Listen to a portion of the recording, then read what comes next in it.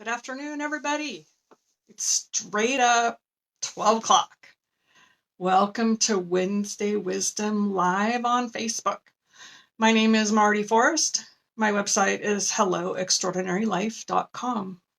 If you go there on the landing page, you will get, I'm trying to stay out of the glare of my glasses so I can actually read the screen when someone comes on and comments. We'll see how this goes. Anyway, okay. Go to the landing page on helloextraordinarylife.com. On the landing page is your free guide, 3 steps to reprogramming your negative self-talk. My ebook is actually done. Yay, I'm super excited. It's not up there yet. I'm still working. I'm so not tech savvy, people. So I'm still working on getting it on the website. So when you go there and download it, anyway, it's not my forte. So I'm good at coaching and I'm good at massaging, and that's what I do. The tech side, I have to call and ask for help because it's just what I do. Anyway, welcome to the call today. The call, it's a video. It's so weird. I was thinking about it earlier today. The years and years ago, people would say to me when I said I wanted to speak and coach and be in front of people, they'd say, go to Toastmasters. And I'd be like, no, absolutely not. Can't do it. Not going to do it. I was terrified, absolutely terrified in the depths of my being about talking in front of people. And here I am now. When I moved to where I live now in Lincoln, I went to Toastmasters, and I've been doing that for a number of years. Part of getting connected, part of getting out of my comfort zone. And now I'm live on Facebook. Who knew I would do this? I never thought I would. Never occurred to me I would be doing this today in my life. So it's kind of fun. I'm not so nervous. This is the 4th live call, and I see the things I do on video that makes me more aware, like rolling my eyes or looking away from the camera. Yeah, those kind of things. Anyway, today I wanted to talk about, I lost it. I left my head. What is it? Sacred. We are sacred. You are sacred. I am sacred. What does that mean exactly? I pulled up the definition, and so I'm not going to look at the camera so I can read it. Something that is sacred, it's from Wikipedia, is dedicated or set apart for the service or worship of a deity, that's one, or considered worthy of spiritual respect or devotion, or inspiring awe or reverence among believers. And they talk about sacred beings, sacred things, sacred artifacts. This came out of Mauna Kea, I think is how you say that.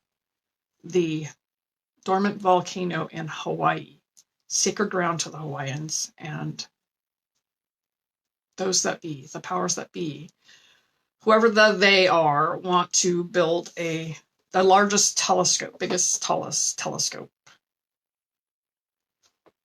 to look at this at space. So the people have had enough, and they said, no, this is our sacred land. So that spawned my thought of, we are all sacred. It just kind of the metaphor of this land is sacred to them. They have ancestors buried there. It's a dormant volcano. It's their sacred site that they honor and treat with respect. Now they're taking a stand and saying no more. No more do we want our land desecrated by people who only want to make money or have no respect for what it is for them. How do we do that to ourselves was the question. We do that. I realize when I'm thinking, I look away from my camera. We do that to ourselves. I know it's live, and I'm just really conscious and aware of what it looks like and all these little things I do, and that's part of being live and vulnerable and open and taking that risk. Okay, So being sacred and honoring myself, I just say those out loud for myself to like clear the space and not hold it in my mind. How do we learn to be honoring of ourselves? How do we hold our own person, our own being, our spiritualness, our life here as sacred? Many of us over our lifetime, maybe we don't do it so much today. Personally, I don't think I do it as much today. However, it will show up at times. The unsacredness, the disrespect for myself, when I feel like I've done something really dumb. Hi, Charlie. And then I'm in my head, and I go, that was really stupid. It's like, well, wait a minute. Is it really, or am I just being human? Just being human, truthfully, but I disrespect myself in that way. So I wanted to define what is sacred. And I extrapolated the words considered worthy of spiritual respect or devotion, or inspiring awe and reverence. How do we do that for ourselves? How do we treat ourselves with inspiring awe and reverence, or reverence? Meaning our words in our mind. How do we speak to ourselves? What are our thoughts about ourselves? Do we allow ourselves to simply be human on this planet? Or do we allow our mind to run amok and believe the things that we've been programmed with? Here's the thing. We've been programmed with lots of thoughts and lots of words, lots of cultural beliefs, familial beliefs, parental beliefs. Hi, Charlie. And we believe them. Over our lifetime, all those words, all those messages become our own. It's our own voice. It's not my parents' voice anymore. It's my voice. And I've owned it now. And I believe the things that I was told. Or I interpreted the things I was told. And they became a belief. The core one of my core beliefs is I'm not enough. And it still crops up. In the way of becoming sacred, we get to change those beliefs. We get to reprogram those beliefs. We get to question those beliefs. I believe we came here with a purpose to live out loud, live fully authentic. Whatever that looks like for you, whatever is sacred for you. It's not an object out here.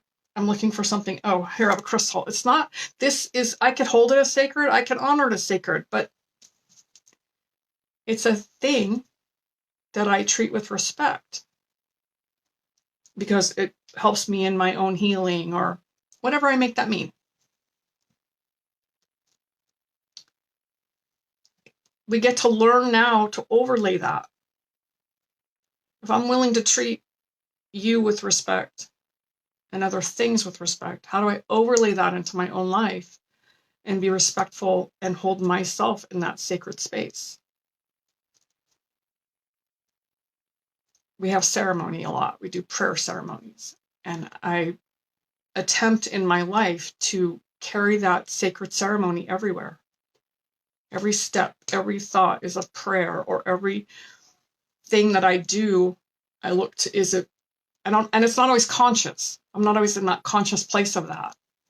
But I look to, am I holding this in a sacred way? Am I treating it with respect? Am I getting impatient? Because you know, if you're doing it to yourself, I'm going to view the world. You're going to view the world the same way. If I'm disrespectful to me, I'm going to be disrespectful out there. It may not show. It may only be the conversation that goes on inside. It's disrupting the programming. Questioning the programming. There's a really great book, Byron Katie. Oh, what's it called? Loving What Is. And she has a whole process on her website. in her book. You can get the documents. And the questions are, is it true? How do you know it's true? Is it really true? I can't remember them exactly. And if it's not true, then what is true? When we are treating ourselves less than, disrespectful. When I say disrespectful, I'm thinking of the words we speak to ourselves. I think of people, sometimes they do, what do you call it? Like cutting themselves. They do things to their person. Sometimes it's the food we eat. The way we dress. For this conversation specifically, I think of how we talk to ourselves. The conversation that goes on inside of us 24/7, disrupting that, becoming aware of that. We can't do anything different until we can become aware. When we become aware, does it make us feel good? Is what you say to yourself, does it make you feel good? Are the words that you use heavy or light? I was reading a book called Power Words. I didn't bring it in here. Power Words, Words of Power, or something like that. And she's breaking apart every single word and visualizing, how does it feel for you? Anger, love, hate, joy. Pretty clear. Those are pretty stark comparisons, but there's power in them. When you become aware and become mindful of what you're saying to yourself, how does it feel? What does it feel like in your body?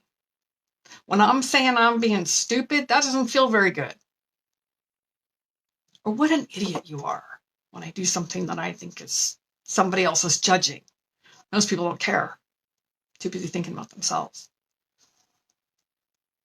But how does it feel when we speak to ourselves? And if it does not feel good, what does? Make up something really amazing, because it's really true. Just make it up. The healing happens when we begin to recognize that how we are to ourselves is disrespectful. Maybe it's become respectful. And then that little sneaky, insidious places where the wound gets touched again and we get triggered and we're off down that rabbit hole. Maybe we only go a little ways this time. Maybe it's less. We don't go so far down. Because it's all in levels. It's all layers. When we begin to question and we get curious, it gets easier with time and practice. We learned all this out of habits and behaviors, thoughts, beliefs. We take it from our parents. They took it from their parents, so on and so forth. That's the ancestral trauma that we inherit. You ever asked yourself if it's yours? Is it even my stuff? It's not. That part of this human life, we're here to break that cycle. We're here to live into our sacred, which means that we learn how to love ourselves and treat ourselves with kindness and understand that we're here for a purpose and that we're a whole, complete human being exactly as we are. Am I done? Never. I was mad for a long time about that. I just wanted to be done. I didn't want to do this kind of transformational work anymore. I wanted to be done and just arrive. That's just not human. That's not the human experience. Part of this human experience is to keep growing and undoing, reprogramming. I was going to say recycling, but it's not really recycling. It's breaking the cycles of our ancestral trauma and the beliefs that came with that. That's our purpose here. When we become awake, that's our purpose here. It's one of them. And how you do that, how it manifests for you, is your thing. This is my thing. I get to coach. I've been working on writing a book. I'm coming to the end of it, and I'm looking at how do I wrap it up? How do I wrap it up now? How do I wrap up the book? And I look at other books to see how they wrapped up their book. And sacred text, it's sacred text. It's all about the journey inside. It's all about taking these tools and applying them to your life and healing that little one that lives inside of you. So we feel sacred. We may know it here, but knowing it there is not enough.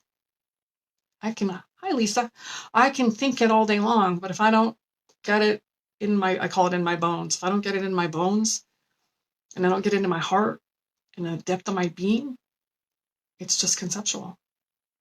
Until we can experience that healing and that feeling, knowing, treating ourselves as sacred, just words. When the words are heavy, how can you make them different?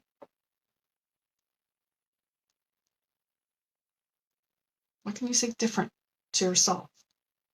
And if you don't know, ask somebody. Hire someone like me to coach you. Go look at a book. Go ask someone else how they see you. Someone that you love and someone that you respect.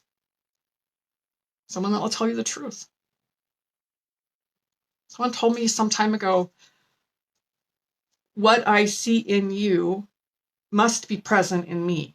Maybe I can't see it in me right now, but it's in me. I own it. I couldn't see it if I didn't have it. That was the part that was the key for me. I couldn't see something in you if it wasn't in me. And often we get so busy looking at the not enough or what we don't like, or did I measure up, or did I please them? We get in our people pleasing behaviors. And when we can learn, this is just a really easy tool. When I look at someone else and I see that beauty and that joy and that love and that bright light in their eyes, it's a reflection.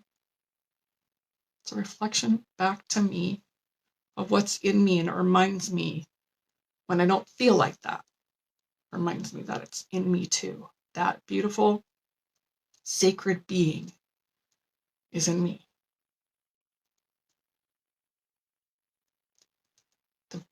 I think the biggest part of this has been learning how to become aware and mindful of what goes on in there all the time. All the time. And I don't always pay